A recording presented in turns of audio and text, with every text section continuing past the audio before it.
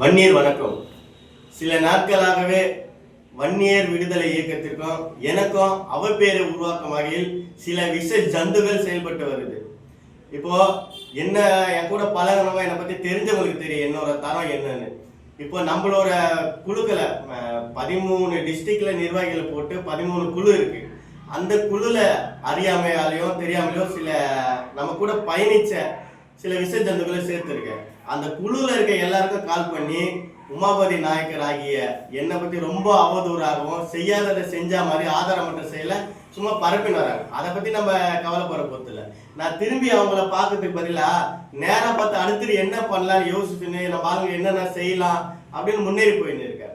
இப்போ தெரிஞ்சவங்களுக்கு தெரியும், தெரியாத பல பேர்கிட்ட வந்து இவங்க இதை மாதிரி சொல்றதால அவங்க ஒருவேளை அப்படி இருக்குமோ, எல்லா சங்கமும் ஒரே மாதிரி தான் செயல்படுதோ, இந்த மணி மைண்ட்ல இருக்க மாதிரி செயல்படுதோ அப்படின்னு நினைக்க வாய்ப்பு இருக்கு. அதுக்காக தான் இந்த காணொலியை நான் பதிவு செய்கிறேன். நீங்க நம்ம வன்னிய விடுதலை இயக்கத்தை பற்றியும் என்னை பற்றியும் தெரிஞ்சுக்க விரும்பினா என்னை விட்டுருங்க. என் கூட பயணிக்கிற மாநில துணைத் தலைவர்லேருந்து மாவட்ட செயலாளர்கள் சக பொறுப்பாளர்களை பற்றி அவங்க கிட்ட ஆய்வு செஞ்சு தெரிஞ்சுக்கோங்க. தவறு யார் செய்தாலும் தவறு தான். ஆனா தவறு செய்யாம அவ பேரை பரப்பின் வர சிலருக்காக தான் இந்த காணொலியை நான் செய்யறேன். இன்னொன்னு, எந்த ஒரு வன்னியனும் நேருக்கு நேராதான் எதிர்ப்பா.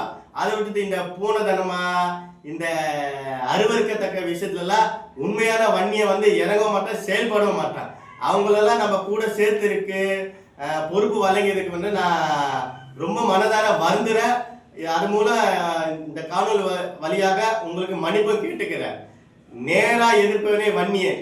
இத மாதிரி இந்த சில்லறதனமான வேலைகளை எந்த ஒரு வன்னியனும் செயல்பட மாட்டா, அந்த வழியில போக மாட்டா.